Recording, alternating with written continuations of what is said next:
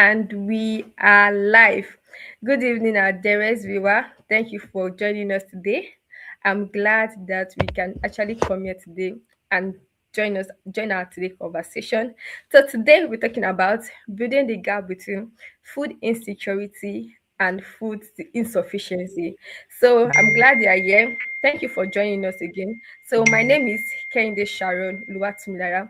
I'll be hosting this video with my co-host Favor, and I'm here also with Dr. Talabi. Dr. Talabi, kindly introduce yourself to us, sir. Okay, thank you very much, Sharon and Favor. Thanks for having me. So I'm Abidemi Talabi by name.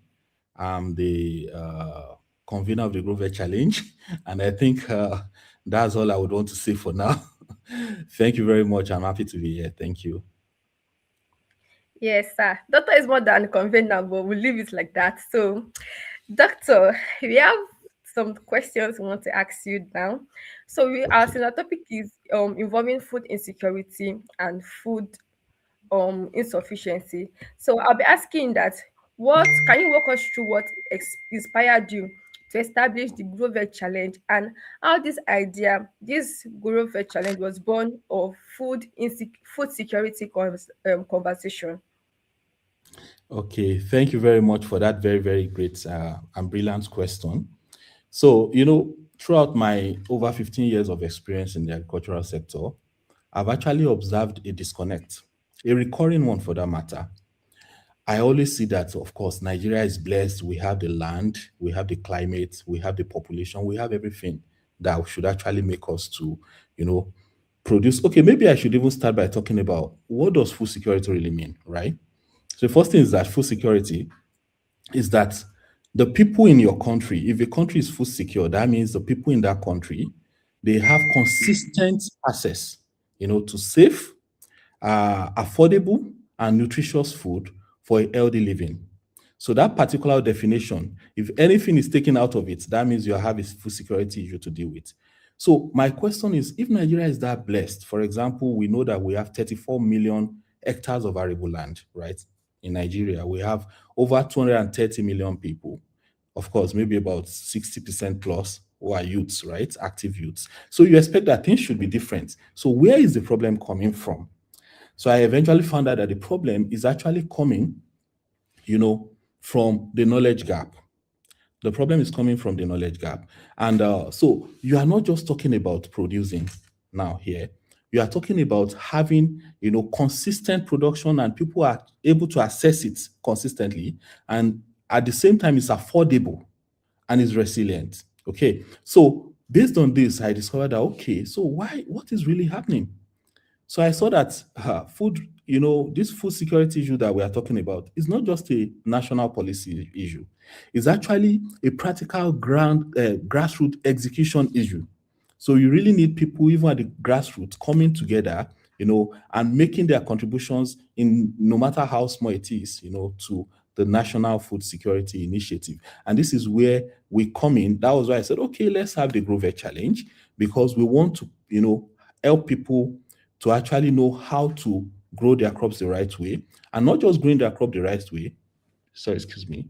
We want to ensure also that they are able to profit from growing their crops the right way. And we believe that if this is actually done, they would have, inadvertently contributed to, the food security initiatives of the Nigerian government. So this is where, this kind of discussions came from. And I was like, okay, what can we really do?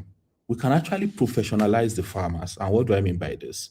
You want people to actually have access to a structured science-based or science-backed training on how to grow crops the right way, how to actually maximize productivity, how to maximize profitability as well, and we are beginning to have this information. Again, we want to also be sure that we are not just farming, we are creating a resilient, decentralized food system, that directly combats food insufficiency. So this is where all these discussions came by, and I said, okay, we can actually get people who can learn how to do these things the right way and also practice this as a business so that it could be sustainable. So this is what actually prompted me to, convene the Grover Challenge, and then here we are today. We already concluded about 5 cohorts. We are moving to the sixth one.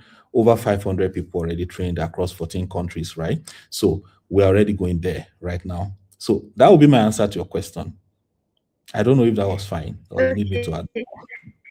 Yes, that works very fine with me. Thank you so much, Doctor. From what Doctor said, we can see how we're not just having lands. Should we have land which we cannot cultivate? We should be able to cultivate our land. We have lot of arable lands that we can actually work on.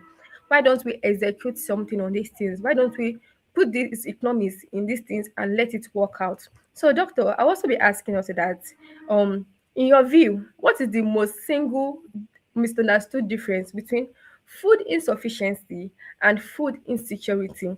And why does this decision matters? And how for we to solve this problem that we're talking about? Okay, so thank you very much for that very, very good question. It's a brilliant one. So yeah, there's actually a distinction between food insufficiency and food insecurity.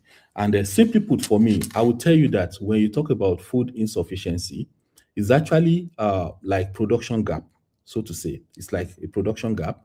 But when you are talking about food insecurity, you are talking of a system failure, actually. Because when you look at the definition of food insecurity, you would see that food insufficiency is still contributing to the broader narrative of the food insecurity. And what do I mean? Food insufficiency is actually physical. For example, maybe you lack enough calories or probably nutrients in what is being produced to meet the demand of the population. It's yield gap, right? It's production gap. You can easily produce more, or you produce more nutritious food to actually meet that need. But you might be surprised actually that a nation could actually produce enough food, to meet the demand of the population, but it's not affordable. So if it's not affordable, there is still a food insecurity crisis that you have to deal with. If you produce enough and it's not properly distributed, you are still dealing with food insecurity as a nation. If you produce enough and probably the quality or the nutritional quality is not enough for a healthy living, there is still food insecurity. So all of these things have to actually be addressed together in the system if you want to actually address the problem of seed as food insecurity. That was why I said that food insufficiency is actually still going to contribute to the broader narrative of food insecurity. So food insufficiency, like I mentioned, is a yield gap, is a production gap, right? You can produce more to meet that. But food insecurity is a system failure. You have to fix the system. You have to fix the production. You have to fix the supply chain, right? You have to make sure that the logistics and everything makes the food that is being produced accessible, accessible consistently, to the people in that country. So that is the distinction. And I think I've provided response also to how this can actually be meant. And this is one reason that we also emphasize this during the Growth Edge Challenge, and most of our participants will really understand it, that we don't just focus on harvest, right? We focus on harvest and access. Do you understand? So you could do a lot producing your food, but after you have produced the food, are you sure that you're not going to lose 40% of your produce to post-harvest loss? Right? Because this will be part of what is contributing to food insecurity, right? So when you are producing the right way, you have to be sure that this food that you are producing is accessible consistently. Okay, so you are making sure that the logistics is being tackled. The post-harvest loss is being taken care of. The food is being distributed, and everybody that really needs it, the most, people who really need the food, they are having access to it. So that is food security. Thank you very much. That will be my response. Okay, Doctor, Thank thank you you so so much. Now much. we can. Thank you so much for that response. And so sorry, my network was having issues, but I think I've battled it and I'm winning. So, hi Yeah. everyone. My name is Favor, and I'm Sharon's co host, as she must have introduced me before. So, Doctor, my question to you is Nigeria and many African nations are agriculturally rich, Nigeria and many African nations are agriculturally rich yet food insecure. How do we reconcile this paradox? And where does Groved Challenge fit into solving it? Did you get Hmm. that, sir? Yeah, yeah. I get it. Thank you very much for that good question. So, well, the paradox that you have mentioned is perhaps the most critical challenge facing our continent today. I mentioned it earlier. Nigeria, for example, we have 34 million hectares of arable land. But you'd it surprised you that last year, I mean 2025, we exported agricultural produce worth just $2.3 billion. But now compare that to Netherlands. Netherlands has just 1 million hectares of arable land, right? And Netherlands was actually able to export agricultural products worth $134 billion in the same year. One country is having 34 million hectares of arable land. Another is having just 1 million hectare. So you can do the maths and see the difference. So where is that difference? What is really happening? That's the question, right? So what I found out is that being agriculturally rich in potential is not the same thing as being agribusiness capable in practice. You understand? So you can have everything, you can have all the resources, but if you don't have this understanding that okay, you can actually grow your crop using science-based approach to maximize your productivity and all that, but you also need the agribusiness mindset to do that as a business. Okay, so these are the issues that we thought about, and we're like, okay, uh I observed that many people they are still producing in the most of the African countries. Many people are still producing their crops using the traditional methods, the low yield methods, whereas many things have really changed. Now we're in a time where we have this climate change. We climate volatility is there. Also, there are sometimes we experience shocks in the supply chain. Even now, look at what is happening in the Middle East, right? There is a lot of crisis, and we know it's already affecting our supply chain system and all of these things. So we are in a period where you need to be you need to be precise. You need to be precise, and you need to be really smart. So we cannot be doing things the old way. So we actually need standardized technology, and also you need a business mindset if you actually want to be in the game in this age and time that we have found ourselves. And this is one of the things that we are now trying to do, like I mentioned earlier in the Grover Challenge. We don't just teach people how to plant seeds. We teach them the science of crop, the science that backs crop production. That is the agronomy. You need to know that. And when you have known that again, you have to also understand the business of trade, which is commercialization. So it's not enough to just know that, oh, I produce my produce. I remember, yeah, when I was learning how to grow vegetables, I so much appreciate one of my colleagues that taught me how to optimize the produce at that time. I mean, the productivity. And he would always tell me, Talabi, don't worry about the price in the market. Just make sure that you produce very well, like you have the optimum productivity. And that was what I was targeting at that time. But at a later time, I saw that, oh, it's not just about optimizing your productivity. There's a lot of things that goes into the economics of production that you have to really understand. One of the things that we've talked about before, like this fluctuations in the in market trends, market demands, and a lot of things that people really need to understand to really plan when their produce will be in the market and when it's commanding premium price compared to. So imagine that I optimize my productivity, and maybe from 1 acre of tomato production, I have about 600 crates. But I have the 600 crates when they are buying tomatoes at 10,000 per crate in the market. Compared, so that's how much? That's 5 million naira. Compared to, okay, even if I didn't have 500 crates and I have just 400 crates, and this 400 crates came out, got to the market when people are buying it at, just 40,000 per crate. That's 16 million naira. Compare 16 million naira to, 5 million naira. So that shows you that economics is very important as much as optimizing your productivity is. You understand? So these are the things that have seen as a gap, and people are now beginning to understand this part of it. And that's the only way that you can stay in business, right? So the first thing we are trying to do now is that we are professionalizing the farmers.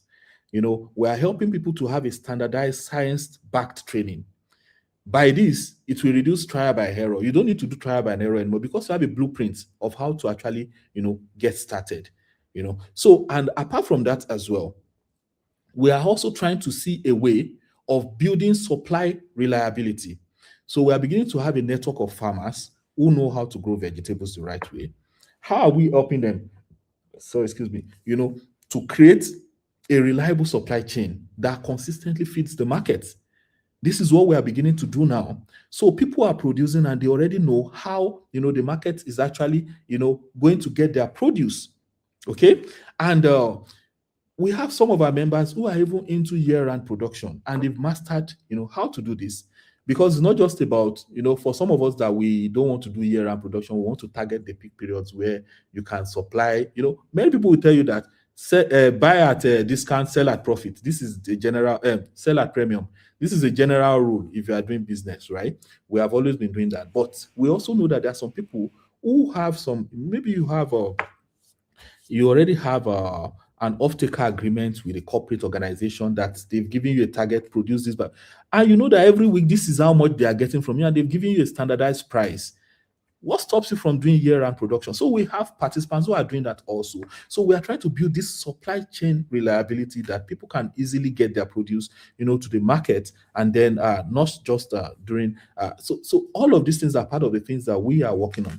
And the last part also is that we are trying to make people to see that crop production is actually a high value business.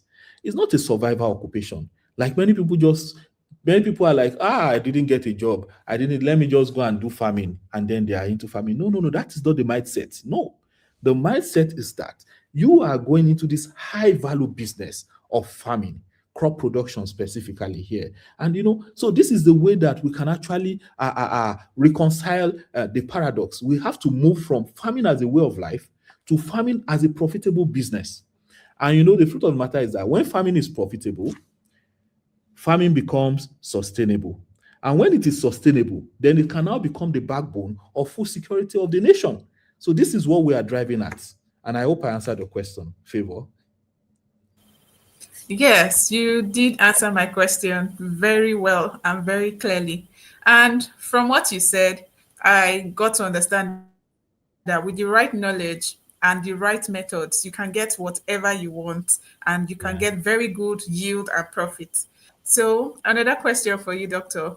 For those hearing about GrowVeg Challenge for the first time, can you break down exactly what it is, who it is designed for, and what a participant's journey looks like? Did you get that? Yes, I did. Thank you again, Favor. That was a very good question. Yeah, I know some people are just hearing about Grover Challenge. Oh, what is this Grover Challenge about? Blah, blah, blah. Yeah, I know. So basically, I will just try to do justice to that question. So Grover Challenge is not just another, I know there are quite a lot of training programs out there, or probably a lot of courses out there. So Grover Challenge is actually very different because this one is like a transformation program that is going to train you on the science and the business of vegetable farming, right? So we're actually covering the A to Z of vegetable farming. We are not just, like I mentioned the other time, we are not just teaching people how to produce, but we are teaching people how to sell for profit. You understand? So it was actually designed because we wanted to actually feel, we recognize that there was a missing link, which I mentioned earlier, that many people actually, they want to farm. They don't know where to start from, right? Some people are already in farming, and then they are not really getting the right results and all of that. So also, apart from all of this, there is also an economic part of it. I have always had people saying, "Oh, the farther you are from the soil, the more profitable agriculture will be." This is applicable to those who don't have the right knowledge, right? And again, there are different niches, across the agricultural value chain. So people can decide to pick their niche in production, value addition, logistics, and all the likes, right? You can do any of that. But the fact remains that all those other parts, they have been more optimized or advanced than production itself. And this is where the problem is. So people actually don't understand the economics of production. This is where the problem is. So we are trying to help people. So this challenge is actually going to teach people how to, have all of this understanding. And I know that you might want to. You ask also that what category of people, or who is this particular program is for, right? So it's actually tailored for three categories of persons, right? The first category of persons is those who are aspiring agripreneurs or vegpreneurs, so to say, because we are dealing in vegetables, right? So if you are a professional You're already good or doing something else.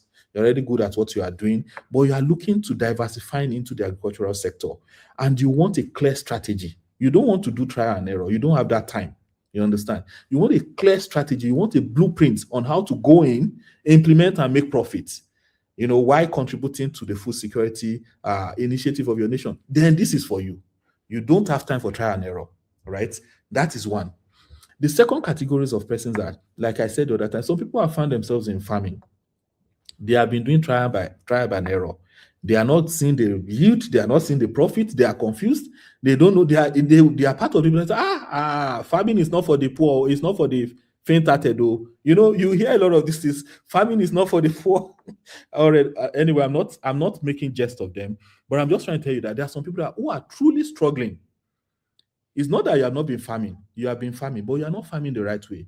You don't have that technical know-how, to know how to optimize your productivity as well as your profitability, right? So these are the people. This is another category of persons that this particular training program is meant for. We will help you to actually optimize your systems, and you will start seeing that yield as well as the profit.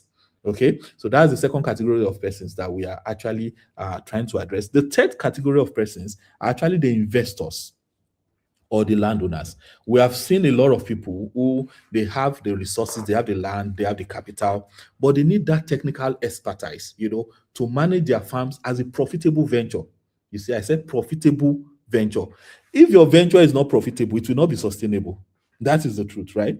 So it will not last the test of time. So these are the kind of people. So, and we have had a lot of people who join this challenge just to see these people, they are talking. Let me really see what are they up to. And I'll be like, oh, this is a reason why, that has happened a lot of times. So you can easily join. Some people join because they wanted to know whether it's something that is worth, asking their staff to join. And many of them ended up enrolling all of their staff, in the initiative to learn. So these are the categories of persons. So I think the other question that is part of what you asked is that, what does the participant's journey look like, right? So the participant's journey for me is actually like in three phases, so to say. The first one is actually the foundation, because when we start the initiative, the next one is starting 27th of April. So for those who have not joined, that's the quart 6. The foundation is actually for the first 20 days online. Immediately you join the Grover Challenge, you have access to our learning portal. On the learning portal, we have the courses, pre-recorded videos from 6 instructors from across 4 continents, right? They have painstakingly prepared, the training program for you, and then you are able to actually access these videos at your own leisure, because we know people are so busy with other things, right? So, but what will you be learning online during this period? We want to actually demystify, the basics of soil health management, crop selection, irrigation management, fertility management, excuse me, please, pest and disease management, and all the likes. So all of this, all of this, you have access to them on our on our learning portal, right? Again, you will have access to 7 production guides that we have prepared earlier based on our year of experiences, and also working with these crops. We've prepared production guide that will guide people on what to do from day one to the end of the cycle of any of the crop of their choice. We have for 7 crops which participants will be having access to. So all of these, they are able to go into them, read them, and then they can ask us questions. So we usually have the weekend Q&A session during this 20 days online program. So by that period, participants would have had the opportunity to, familiarize themselves with all of these basics, and then they are good to go. The second phase is the execution phase. So we don't just believe that people should just learn, and once they learn, they should just go their own way. No, no, no, no. We believe that when you learn something, you need to put it to practice. And that is the only way for you to actually have a proof of concept that this thing that I've learned to truly, I can use it to grow my own crop. So we actually encourage the participants to select at least one crop of their choice, use the knowledge that you have learned online, coupled, based on the 20 days training that you've gone through, coupled with the production guide, as well as, opportunity to ask us questions, because we have a supportive community where there are other people also who are doing the same thing like yourself. We also have the instructors, we have the supervisors, the agronomists, every one of us were on that platform, so that we are able to provide real-time support, to people who are actually trying to execute what they have learned. And when you are able to actually execute what you have learned using our strategies, using the blueprint that we have provided you, then you will have a proof of concept. That means you can actually replicate your results. And by the time you're able to replicate your results, that means you are actually able to scale. Like we usually tell somebody, start small, learn the ropes, then you can be able to scale, right? So the third part is the business part of it. So the business part of it actually cuts across a lot of, because we always start with the market research, people knowing, what crops are in high demand in their locality. Is the climate able to support the crop of their choice? What varieties are being preferred by the people in their locality? What are the periods that this produce sells for high prices? What are the periods that you have glut in the market and you have to sell, at very ridiculous prices? These are part of the business. So this business part, they are really able to understand, and again, people are also able to understand this concept of maximum agronomic yield, maximum economic yield, cost benefit analysis for 1 kilo of production. How much am I realizing? So if you are selling 1 kilo for this price, how much have you spent to produce that 1 kilo? And you're able to see, the cost value ratio. So all of these things are part of what we actually teach people. So you are not doing it like a normal farmer. No, no, no, no. You are doing it as a business. And if it is a business, it has to be profitable. And that is the only way it will be sustainable. And like I've always told people, we are not just talking from head knowledge. We have done this over and again. And I make bold to tell you guys that we have 3 agricultural companies that is running on profit right now. We are not owing any individual, living or dead. As I'm speaking to you right now, we are not owing any individual, no bank, living or dead, right? So that shows that business can actually be done profitably. If it's not profitable, we will not be in business, right? So these are the things. So people who are actually enrolling in the Group Up Challenge, they are able to go through all of these things, and they are able, by the end of their journey, you have our participants. Some of them have already their business plan. They have the deep understanding of plant science. And not just that, again, they have a network of other people who are producing just like themselves to interact with, to network with, to ask questions, to brainstorm and do quite a lot of things. And at the end of the day, we ensure that the participants, they actually leave the training program and they are able to build a sustainable and profitable farm. So this is what my response would be. I hope I've answered that question. Yes, doctor, you did justice to the question. From what I Thank you. can get, said business can be profitable. That is why we are here, and we are a proof of that.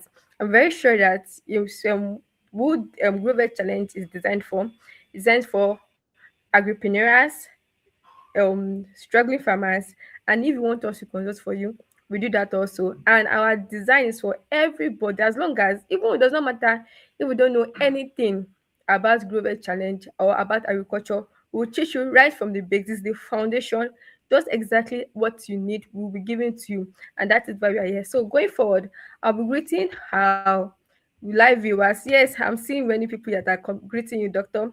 So Mr. Charles is saying, so glad to be here. Yes, Mr. Charles, we are glad you are here. We are glad that you are here also. Leverage Fresh also is saying it is always gratifying to listen to doctor. Exactly. It's always gratifying. Whenever a doctor speaks, it's like you just want to keep hearing him say, yes, so Dr. Okwe, Dr. wonderfully replied that it is gratifying to listen also. So Mr. Tunde also said, Sisi said, wow, it's gratifying to listen to doctor also. So these are our ambassador. She's one of our previous current ambassador rather. She says, hello, my able mentor. That is Dr. Abidemi Talabi. Able Sharon, oh, thank you so much for greeting me also. Mr. Charles is also saying, doctor is always on point, demystifying the topics at hand. I can tell you that I am sure. So yes, you can actually have the record copy. Mr. Charles is asking if you want to get a record copy of this discussion. So if you're interested in this record copy also, you can check us on our Facebook page, leveragefresh.com, leverage fresh rather. You can also check Dr. Talabi's page also. You can get the copy of it. It automatically goes to our Facebook page.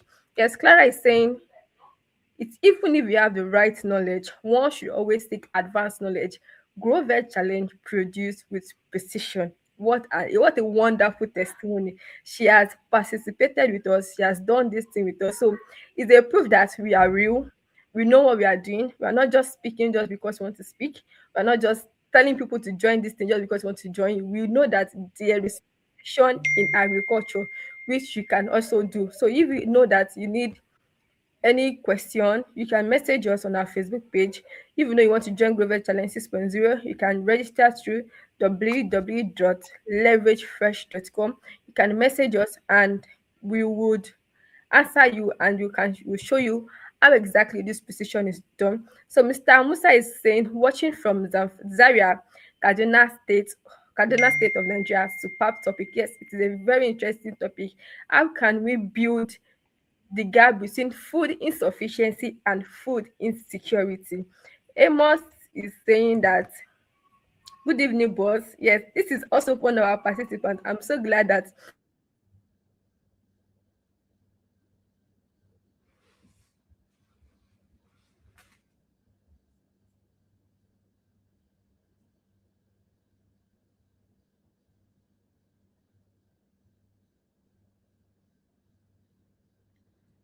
Oh, sorry. I think Sharon has a network issue.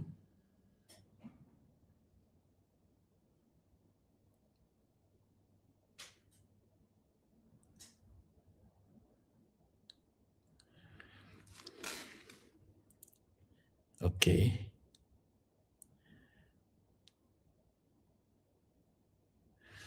I think Sharon has a network issue. Sorry. Hopefully she'll be back. So while we are waiting for her to join, let me see if there are some questions from here that I could respond to. Yeah, I see Mr. Amos is saying I'm a testament of Grover Challenge 3.0.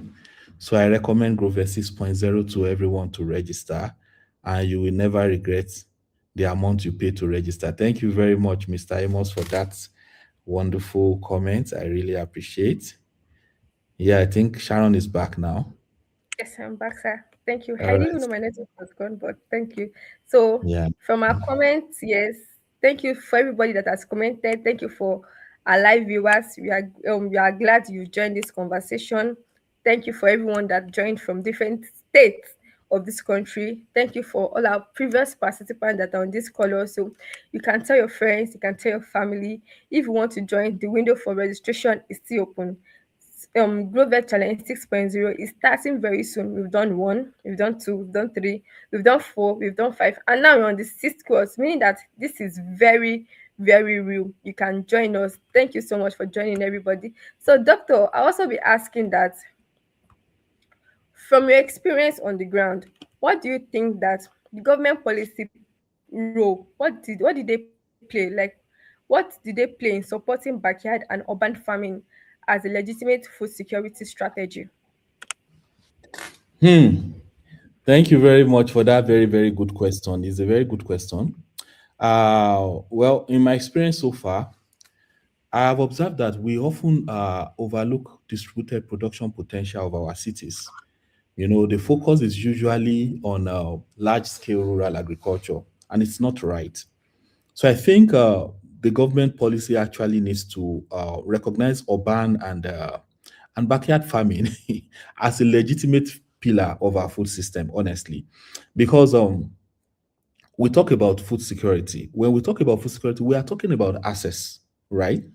So, and when you encourage farming in urban centers, that means, for example, you are trying to shorten the distance, between the farm and the fork. That is one. Again, you are reducing post-harvest losses if people are producing within the city and they're also supplying people within the same city.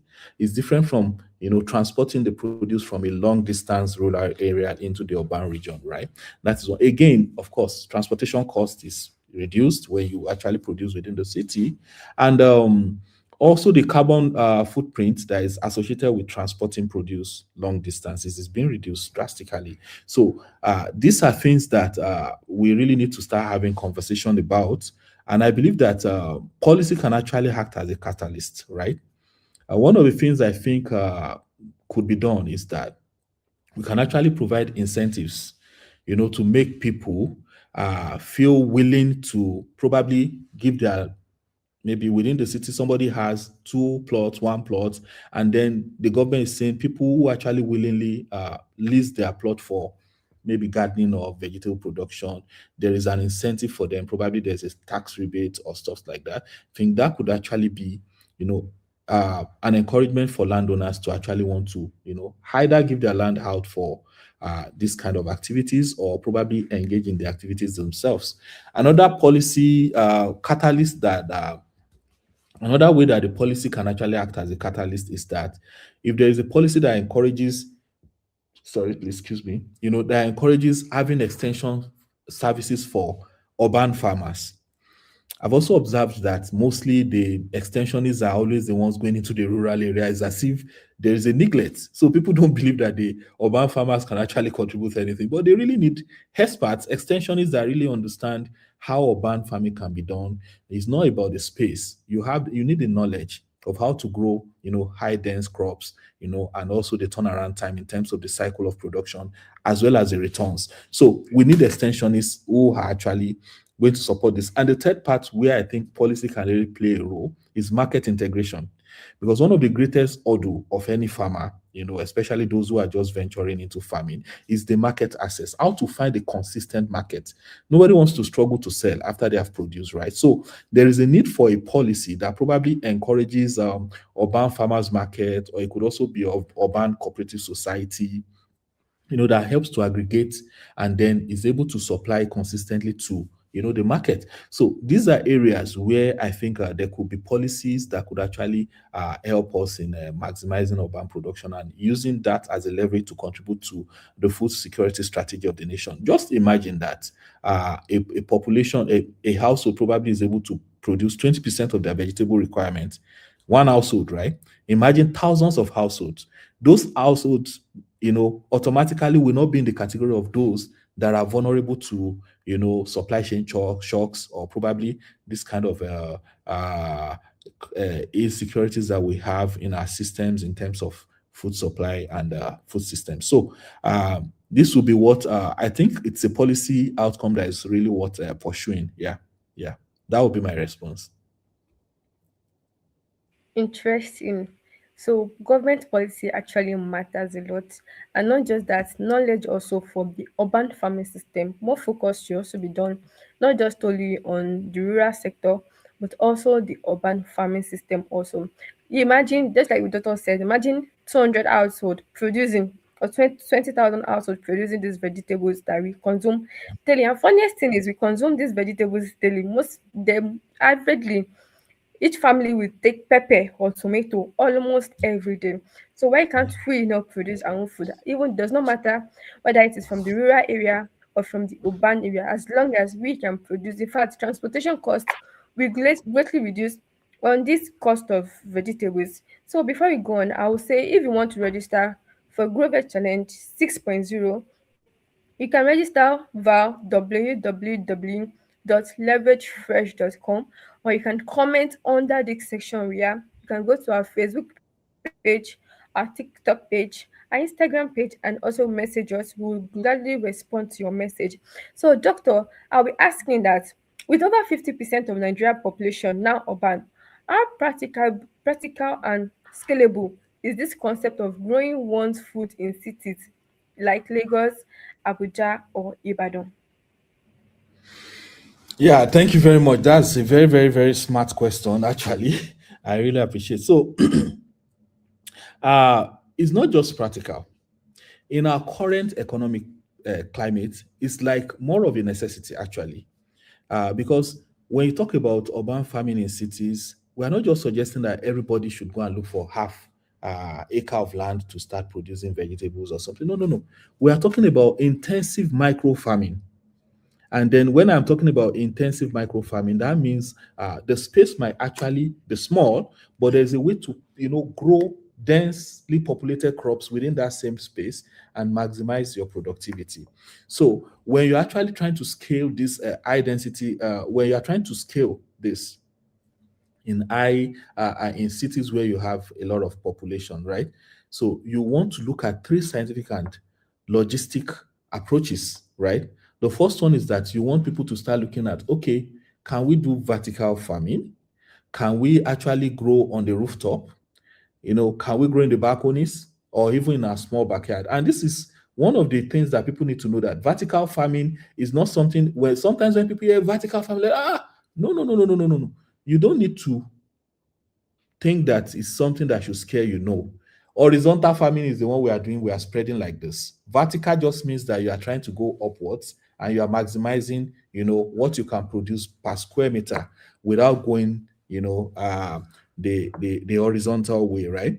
And then containerized farming. So people can actually grow in containers. You see, many people even use grow bags. I remember the one of our participants during the Grow Veg 1.0, Mavi Onua, and then she was growing on using grow bags. Actually, she was growing in an area she took for lease, and she thought that probably that particular land was going to be available for her to complete her production. And suddenly she got to know that there was going to be a need for that land, and she had to move her plants.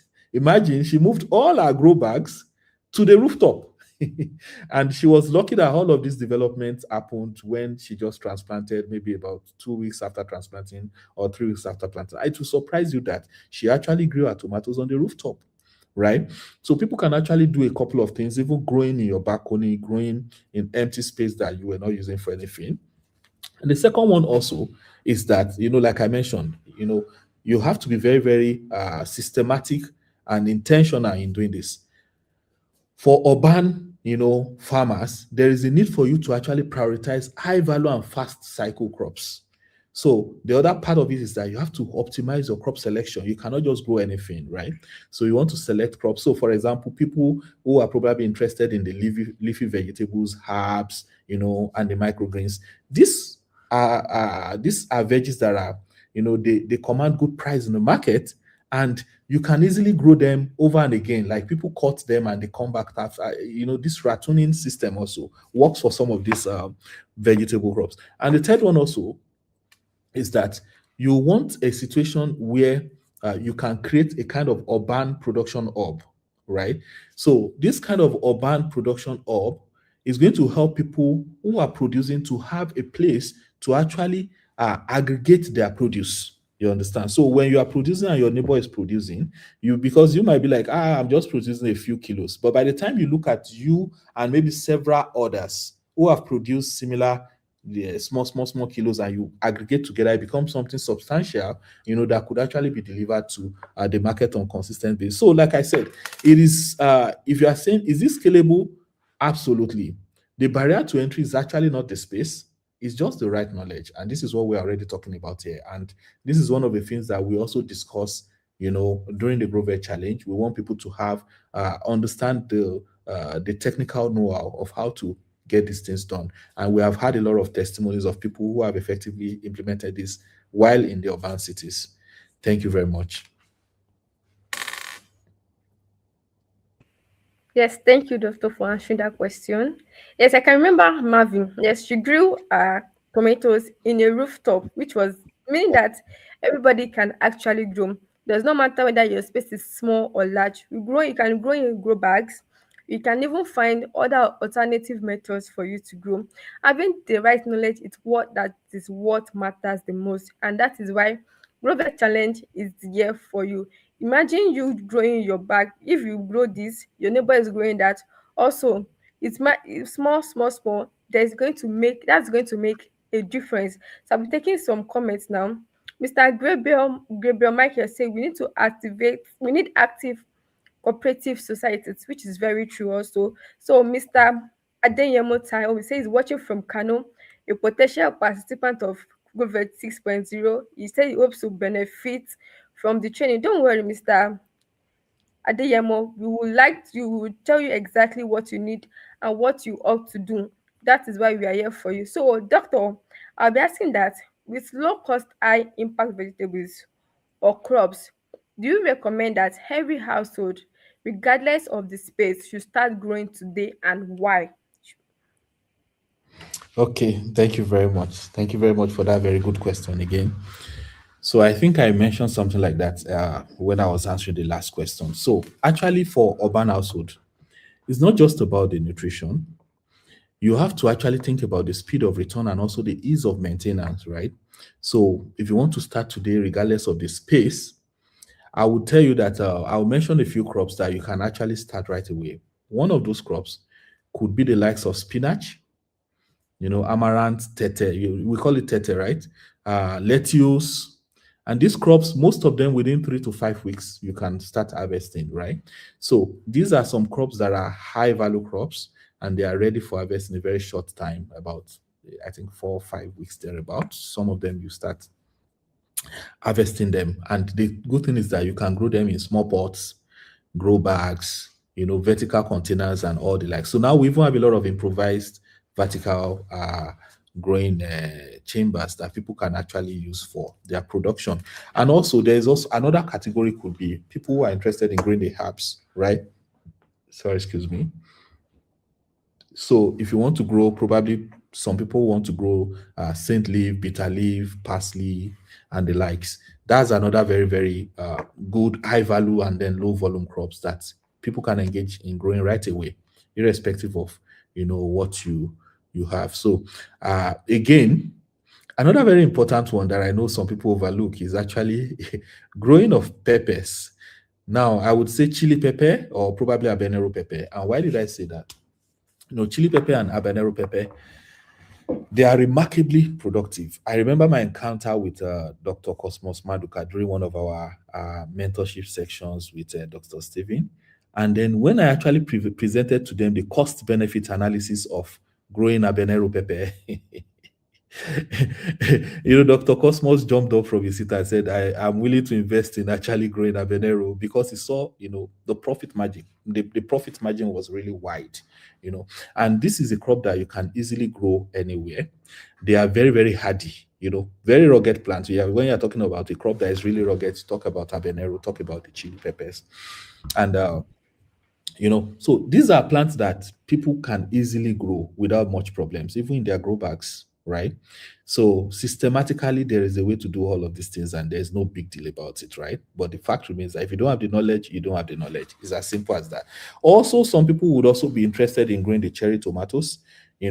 I said cherry because cherry also, when you compare to these other large fleshy tomatoes, cherry shape is a bit more rugged, so to say, compared to those ones. Also, when you talk about resistance to pests and diseases, cherry tomatoes actually comes out better than these other bigger ones. So for people who want to grow in urban communities and all that, that could actually be what a crop they really want to try. And of course, cherry tomatoes command higher prices actually compared to all these round heirloom and all the other types of tomatoes that are bigger that we have around. So that is my advice. But if I were to advise somebody who wants to start today, I would tell you don't start everything at once. Pick a crop, right? Pick a crop, try to grow it, and see how it actually goes. That might actually be the spark that you need to actually, go fully into farming. And before you know it, that encouragement alone from the success that you're going to achieve would encourage you to do two more crops, three more crops, and then you continue to expand from there. So this is what I would say. And this is one of the things that we are really showing practically, during the Grow Vet Challenge. And our participants are the testimonies are scattered all over. You'll just go on the internet and type Grow Vet Challenge and you'll see, the testimonials all around, right? So that would be my response. Thank you. Okay, very interesting. Doctor said something. Don't do not compulsory grow all the crops. Just pick a crop. Pick a crop and get your spark. So I hope you are penning that down. Pick a crop and get your spark. You can let us listed several vegetables you can actually plant, from your cherry tomato to pepper, chili pepper, to your amaranthus, different types of vegetable that you can actually plant after your background. So I'll be asking doctor that food habits are deeply cultural. How do we change mindset of people who see farming as a last resort or a sign of poverty rather than a lifestyle of empowerment? Hmm. Well, this is a very, very, very, very tricky question, but it's a very good one. You know that mindsets that has actually been reinforced through generations is very, very, very difficult to change. It's not something you change by just lectures. But I remember one of my mentors would always say that results terminates insults, right? So the only way that you can actually change people's mindset is to show them evidence of success. It's as simple as that. And what do I mean? There are some people, you know, growing up, they've seen their parents who call themselves farmers struggling to pay bills, struggling to send them to school, struggling to meet their basic needs. So they're like, if this is what farming is all about, I don't want to do it, right? But right now, we are now having people who are doing farming the right way and who have testimonies. People who are engaging in modern agriculture. And then they are making it to make people to really understand that modern agriculture is not a burden, it's rather a business. A case in point, many of you know Farmer Samson, right? Obole, is a very, very respected voice in the agricultural sector, right? And one thing that I really liked about him is because his success story made many people to start adopting the title of farmer, right? So people are saying now, I even saw one video that Favor made said, farmer Fave here, right? Hey, And maybe Sharon will also go online and say, Farmer Sharon here. Everybody is now Sharon. farmer because you can see the evidence of success, right? Because the guy is successful, and you can see that through farming, somebody can actually lead a very successful and impactful life. So, evidence, you know, of success is one of those things. And again, I believe that if we really want this mindset of people to change, we need to champion some shifts. Very important. The first one is that people need to now know that, from manual, we can actually transition into mechanical and technical. And what do I mean? For example, now people are beginning to know that this farming, there is important to understand how to feed the plants. That is the nutrient management. It's important to know how to manage the health of my soil sustainably. Truly it's important to know the water requirement. Oh, I don't need to waste resources. Oh, okay. How do I prevent diseases from occurring? And when this disease eventually occurs or there's an infestation by pests, how do I control the situation? How do I save the plant? What are the cultural practices? Oh, they need to do pruning. Why do they really do pruning? Why must you remove the leaves of the plant? By the time people have all this understanding that just by having the right knowledge, understanding plant science, all of these things can be fully taken care of. Again, True. people are beginning to know that using drip irrigation can help you, to conserve water, right? Because you are delivering the water directly to the root zone of the plant. Again, it can help you to facilitate your fertigation. So you can have your fertilizer going in with the water directly to the root zone. And these are quite some, these very simple things that people have not been doing before, right? So people are also knowing that now you can have some simple digital tools to track your profitability as a business-minded farmer. So these are the things that makes people to really know that now it's no more business as usual. Farming is not this old man's business anymore. It's for the smart youth. Even me, of course, because I already have this doctor title of a doctor, I don't mind that using farmer Abidemi Talabi, you know. So anyway, that's one part of it. The other part of it is that we also need to highlight the economic dignity. You know, we need people to actually know that when you're actually into production, you can make much more than any. I think 90% of the entry level positions in Nigeria, somebody who successfully produces from 1 acre of land will make it will make more than times three of his entry level salary when you calculate it over a year period or even 6 months period. I'm telling you, I can tell you for a fact. And this we have seen over and again, but people don't know. I remember the case of one of our clients from the UK. I know you guys have been talking too much that you guys are you know too much about this farming thing. Let's try 1 acre with you. I said, okay, good. We said, just provide the land, give us one person that you can trust. He doesn't need to know anything about agriculture. You understand? Just give us one person that you can trust, and that is all. And then he gave us one person he could trust. And then, of course, there were some labor who were supporting that person who was serving as a supervisor on his field. And from start to finish, this guy invested just 5 million naira. He made almost around 11 million plus within 6 months. And it was like, oh my God. So there's truly, there's truly a difference between somebody who is actually doing farming the right way compared to people who are just doing it by trial and error. You don't just wake up one day and say you are growing crops, right? You need the right knowledge. So that's one part. And the last part I would like to also talk about is that to really help people to understand that there is a shift, we have to start celebrating, the life giver identity of farmers. You understand? The truth of the matter is that medical doctors, they save lives, right? But farmers actually sustain life. We sustain life, right? So we need to start celebrating this identity.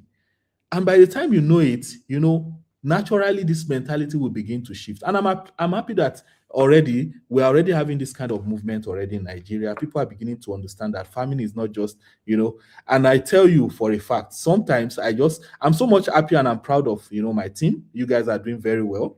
But sometimes I feel like if I were not serving as a scientist, in fact, when I retire from, active service as a scientist, I will retire to my farm. Honestly, I'll retire to my farm, I'll be growing my crop, and I'll still be doing my research. So this is the spirit. You understand? So these are the ways, and like I don't forget the point I mentioned when I started. There must be evidence of success, right? And right now, I want to believe that people who look at me also, they consider I'm one prominent evidence of success, that you can actually do farming and succeed and be profitable, right? So that will be my response. Thank you very much. Yes, very true. You are a response to any question anybody need to ask. And also, I also know something that said, results terminate insults. I got Yeah. that very much. Results terminate. So meaning that for we to change the mindset of people, we need to make sure that they are seeing these results and we are glad there's a change. A change is coming up. Yes, I'm a proud farmer. You can call me Farmer Sharon also. I don't mind. Doctor, farmer Abidemi, we doesn't mind, just everywhere we are. So I'm taking two comments now. It's saying from Saudi Salia, it's a leverage fresh is a source of knowledge in vegetable production. Very, very true. We are good source of knowledge in vegetable production. So if you need this knowledge, we have this right knowledge at hand. We've tested it and it has been trusted. Several people from different countries, several people, even Nigeria, from different states, different tribes, different ethnics have done this and they can say, yes, this is true and this is very can be very trusted. You can check us out on our Facebook page. You can register via www.leveragefresh.com. Mr. David is saying, thank you for the training. Yes, we are glad that yes you are doing this training and we are glad that people can learn also. Mr. Basha Bele saying Dr. Abidem is Olorioko Bam Bam. I agree with you, Olorioko Bam Bam indeed. So doctor, like I said earlier, before I go to doctor next question, if you want to register for for course 6 Global Challenge 6.0, you can register via www.leveragefresh.com. So doctor, I'll be asking now that if a corporate organization or a philanthropist is in this audience today and wanted to support you, I want to support this work that we are doing, what would the most impactful form of support looks like? Wow. Thank you very much for that very, very wonderful question. Let me relax very well and answer. Perhaps there will be some philanthropists that are probably listening to me Yeah, so that they can come and so much. support us, right? So yeah, Yeah, so basically, we would really be happy, if there is a corporate organization or probably a philanthropist who wants to actually make a lasting impact. I really, honestly, I believe they can actually see this kind of support through the lens of accelerated empowerment. And what do I mean? Honestly, I believe that support is not just about writing the checks, right? Many people wrote checks and then After a couple of years, we cannot even remember what the money was used for. So we actually want to build something that lasts and that would outlive us, right? And we want to leave a legacy. And honestly, anybody who is also doing this, we want them to we appreciate partnerships, right? So one of the things that you can do is that you can actually sponsor people to participate in the Grover Challenge. The truth of the matter is that Grover Challenge is value packed. Honestly, the value that people are getting from the initiative is far, far, far more than whatever amount they have paid for it. And we've had that testimony over and again. So some people are there, they are really interested, but they don't have no money to pay for the training fee. uh, you can easily sponsor them. The truth of the matter is that we are not giving out the value for free because we believe that when people don't pay, they don't pay attention. So what I mean by when they don't pay attention means that if nothing is paid, then they don't actually value what they are getting. That is one. But if something is paid, they will pay attention. So whether they are the ones that paid the money themselves or somebody paid the money for them, they will know that something has been paid, and then they have to pay attention to actually learn and derive, the most possible value from the training program. So that is one way you can sponsor people. If you are an honorable, a senator, people in your constituency, you can actually sponsor them. People who are doing NYC, sponsor them to actually participate in this initiative, and they would really learn, and they are able to also implement and contribute to the food security of Nigeria. The second thing also is that you could also decide to sponsor us, to develop some demonstration farms or probably some micro hubs for people who are training, because now the training is online based and it's only in Ibadan that we have a physical, we have physical activities going on. So we also have, we got the sponsorship under the Ideas Project, where we are training 100 participants right now. And, it's a funded project from the Ministry of Education and also Federal Ministry of Education in collaboration with the World Bank. So only in Ibadan, people are able to see these things live, right? But we have all of these things recorded, including all our cultural practices, all the activities we do on the field, from seeding in the nursery, nursery management, irrigation management, everything we have them recorded. But it's not like seeing it in form of somebody demonstrating it to you, right? So if you want to establish a demonstration farm in your constituency or in your local government or in wherever you want to help these people, we are happy, to partner with you and then give the blueprint on how that particular demonstration plus should be established. And that can be a place where people are learning and then going back to implement also on their own feed as a practical demonstration, which is not just watching recorded videos, right? So that could be a way. And also the last part could be you could also help us to build a supply chain partnership. Like I mentioned earlier, this market access is really very important. And if people actually have a guaranteed demand or a guaranteed off-taker for whatever they want to produce, they're able to produce with confidence. And then they don't need to panic, being scared of what would happen after the production has been done. So by doing all of this, you not just be investing in training people, you would actually be investing in building, the most important infrastructure of all, which is our national food security. So this will be my response, Sharon. Thank Yes, you. sir. It's very interesting. You can sponsor us, you can sponsor other people, you can sponsor corpers, you can sponsor fresh graduates, you can even sponsor people that are still in school. You can also sponsor for a demonstration plot. You can sponsor for an off-takers where there is food security, where food security is guaranteed. So which is actually true. So some of you, thank you for our live viewers that have been with us since the beginning of this program. We are grateful. Thank you for joining this conversation. So Clara is saying she's going to school right now, but she's currently doing some land preparation for vegetable production. So the knowledge instilled by her, she cannot even forget it, that she just have to produce. So Mr. Thompson is having network issue, but he's saying this is very insightful. We are glad you've joined us. So our live viewers, thank you for joining and contributing to this wonderful topic, bridging the gap between food insecurity and food insufficiency. So, doctor, I'll be Hmm. asking you a question, but last but not the least question, I want to ask that in the next 5 years, Where do you see Grovex challenge to be, and what will success looks like in terms of bridging the food security gap? Hmm. Thank you very much again. That question is also a very thought provoking one. I really appreciate. So, well, in 5 years from now, I don't see Grover Challenge just as a training program. I see Grover Challenge as a national movement of professional agripreneurs, actually.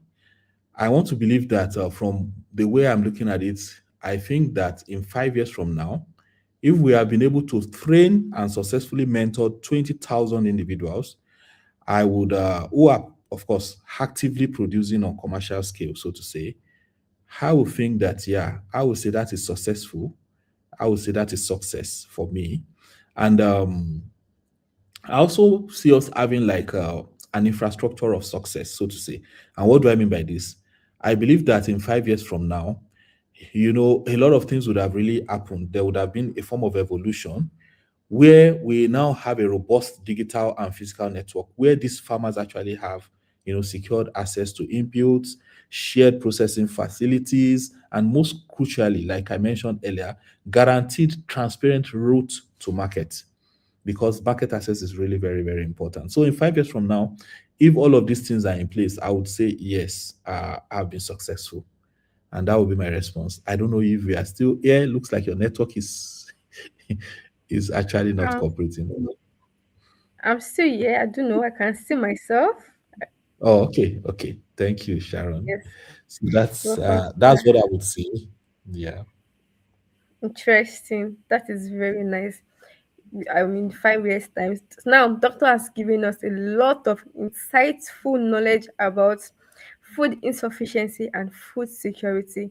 We are grateful, doctor. Thank you for having us. Thank you for coming to share this knowledge in this sport. We are grateful. Thank you for bringing Grover Challenge to us, that you can actually grow right in your compound. You can actually be a supporter to food security. You can produce, you can show results to other people. And we are grateful for this knowledge. Thank you so much, doctor. So I'll be Thank saying it you. again. If you want to register for Grover Challenge 6.0, it's starting very soon. The window room for registration is still very much open. You can tell your friends, you can tell your neighbors, tell your loved ones, tell people around you that everybody can grow as long as you have the right knowledge. And this knowledge is what we Grover Challengers have come and have brought to you to your doorstep, just right at your feet. You can register with us via www.leveragefresh.com. Thank you so much. Now we have come to the end of this season, of this section. Thank you so much, Doctor. Thank you, Miss Favor or Thank you. Farmer Favor. Thank you for joining us. You can say bye to our live videos, our viewers online. Thank you so much for joining us. Thank you Thank so you, much. everyone. Bye. Thank you so much. Bye.